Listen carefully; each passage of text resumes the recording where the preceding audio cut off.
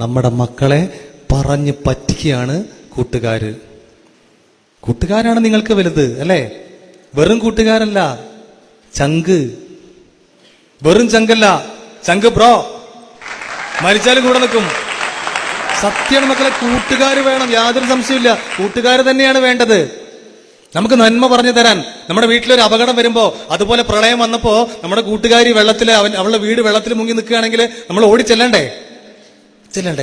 നമ്മുടെ കൂട്ടുകാരൻ അവൻ വെള്ളത്തിലാണ്, അവന്റെ വീട്ടിലൊക്കെ വെള്ളം കയറിയിരിക്കുന്നു, അവരൊക്കെ വളരെ കഷ്ടത്തിലാണ്, ഓടിച്ചെന്ന് അവരെ രക്ഷപ്പെടുത്തി. എടാ എന്റെ വീട്ടിൽ നിന്നോടാ, നിന്റെ വീട്ടുകാരൊക്കെ എന്റെ വീട്ടിൽ എത്ര ദിവസം വേണമെങ്കിലും താമസിച്ചോ എന്ന് പറയാൻ കൂട്ടുകാർ വേണം. നമുക്കൊരു അപകടം വരുമ്പോൾ ഓടിയെത്താൻ കൂട്ടുകാർ വേണം. നമ്മുടെ വീട്ടിൽ നമ്മുടെ താത്തയുടെ കല്യാണം നടക്കുകയാണ്, തലേ ദിവസം വരണം, സഹായിക്കണം, നന്മ പറഞ്ഞു തരാൻ, നല്ലത് കാണിച്ചു തരാൻ കൂട്ടുകാർ വേണം. അല്ലാതെ നിങ്ങൾ ഉദ്ദേശിക്കുന്ന പോലെ ഈ ചങ്കുകളുണ്ടല്ല, എപ്പോഴും മരിച്ചാൽ കൂടെ നിൽക്കുന്നു എന്ന് വിചാരിക്കേണ്ട കേട്ടാ, വെറുതെ തോന്നുകയാണ്.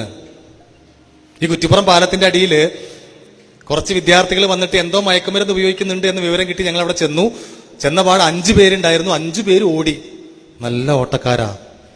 ഞങ്ങൾ പിന്നാലെ ഓടി. അതിലും വലിയ ഓട്ടക്കാരെ ഞങ്ങളുടെ എക്സൈസിൽ ഉണ്ട് കേട്ടാ.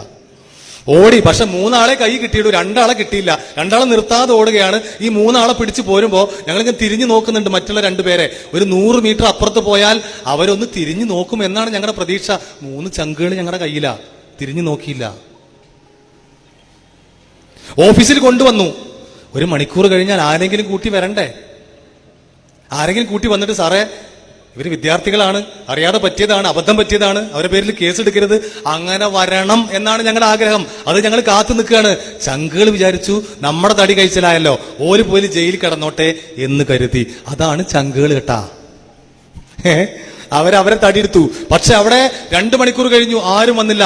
2.5 മണിക്കൂർ 3 മണിക്കൂർ കഴിഞ്ഞപ്പോഴേക്ക് അവിടെ ഓടിക്കതച്ച് കൊണ്ടുവരുന്നു. 3-ാം നിലയിലുള്ള ഞങ്ങളുടെ ഓഫീസിലേക്ക് ഓടിക്കതച്ച് വരികയാണ്. ചങ്ക് പൊട്ടിയിട്ടാ വരണേ. ചങ്ക് പൊട്ടി വരിക. എന്നിട്ട് ചോദിക്കുകയാണ്, സാറേ എന്റെ മക്കള് എന്ത് തെറ്റാ ചെയ്ത് സാറേ? അവർ സ്കൂളിലേക്ക് പോയതാണല്ലോ, അവരെന്താ ചെയ്തേ, അവരെവിടുന്നാ കിട്ടിയേ എന്ന് പറഞ്ഞ് ചങ്ക് പൊട്ടി അവിടെ വരാൻ അവരുടെ ഉമ്മയും ഉപ്പയും അവരുടെ അച്ഛനും അമ്മയും മാത്രമേ ഉണ്ടായിരുന്നുള്ളൂ. ചങ്ക് പൊട്ടാൻ അവര് മാത്രമേ ഉണ്ടാവൂ നിങ്ങളെ കൂടെ. അതാദ്യം ഓർക്കണം മക്കളെ.